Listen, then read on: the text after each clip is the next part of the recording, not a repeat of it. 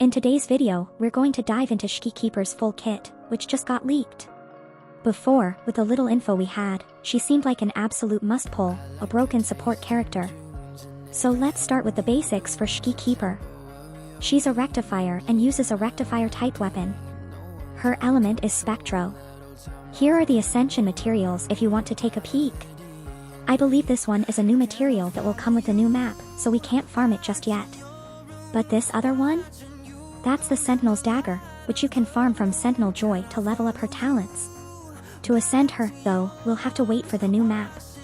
And I'm not quite sure what this one is, maybe it's related to ring materials? We need 60 of them, so that might be it, asterisk. Asterisk now, let's get into the details, finally, her skills.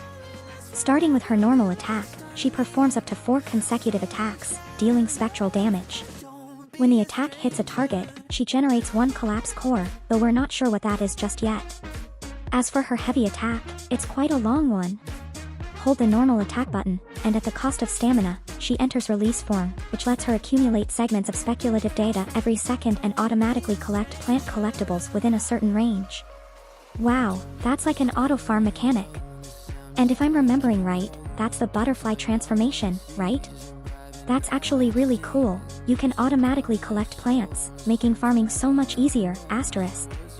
Asterisk then, it says to tap the normal attack button or use up all your stamina to end release form, dealing spectral damage to targets.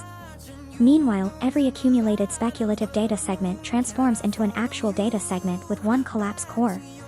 I'm not sure what all that means, but once we dive into her forte, I bet we'll get more details about these data and cores. Oh, and she has a mid-air attack too. It consumes stamina to perform a plunging attack, and when it hits a target, it terminates 1 collapse core. You can tap the normal attack button within a certain range of time to perform a basic attack stage 2. And, of course, like every resonator, she has a dodge counter. It says to tap the normal attack button after a successful dodge to attack a target, dealing spectral damage, asterisk. Asterisk moving on to her resonance skill, this one's pretty nice. It restores HP for all team members and summons 5 dim star butterflies, which automatically track and attack targets, dealing spectral damage. And yes, this can be performed mid-air. So, she can heal the team with just her skill. How cool is that, asterisk? Asterisk in her kit, she gets HP bonuses and also some healing bonuses, including a 4% healing bonus right here. Now, let's talk about her Resonance Liberation, which looks like a pretty insane ultimate. It expands the elementary stellar realm to continuously restore HP for all team members within the stellar realm, which is like that domain field we heard about. This effect can be triggered every 3 seconds, so it's another form of healing for your team with her ultimate. When nearby teammates use the intro skill within the elementary stellar realm, it evolves into the sophisticated stellar realm. In this sophisticated stellar realm, for every 20% increase in Shorekeeper's energy regeneration, all nearby team members in the domain gain a 1% increased crit rate, up to a maximum of 10%. And it says this involves all the effects of the previous elementary stellar realm, so yes, it stacks, asterisk. Asterisk in the last breakdown video for Helite Kit, the big question was whether these effects stack, and it looks like they do. Popping the ultimate will not only heal your team but also provide crit rate boosts, up to 10%, which is pretty sweet. And that's not all, she has a third form, a third domain for this ultimate.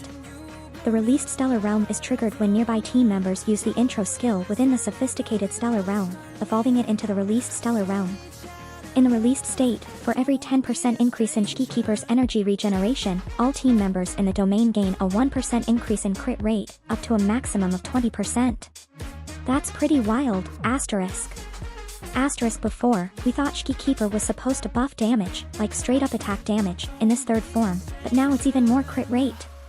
So, that's 30% crit rate, which is insanely high and will make building characters so much easier. It seems pretty easy to do, too. All you need to do is use the intro skills for your different characters within her domain's area, which doesn't seem too hard to manage. You can get that very quickly. And as with the last one, all the effects of the released stellar realm stack over the sophisticated stellar realm. Pretty nice. And when released stellar realm exists, Shorekeeper's intro skill, Enlightenment, will be replaced by the intro skill, Discernment. It's similar to Kuro with his unique intro skill animation. It's the same thing with Shorekeeper. Once you reach that third stage and use her intro skill within the third stage, you'll trigger a new intro animation, which we haven't seen yet.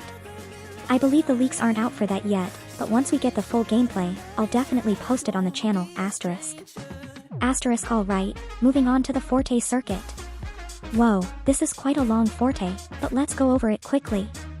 She generates a floating collapse core. This is what those collapse cores are. When you use her normal attack and hit a target, it generates a collapse core, which emerges as a flare star butterfly after 6 seconds. Flare star butterflies automatically track and attack targets, dealing spectral damage. If there are already 5 collapse cores, the next time Shki's normal attack hits a target, 1 collapse core will instantly transform into a flare star butterfly. So, pretty good. It seems like she'll actually do a decent amount of damage with this in her kit, transforming a bunch of butterflies to attack the target.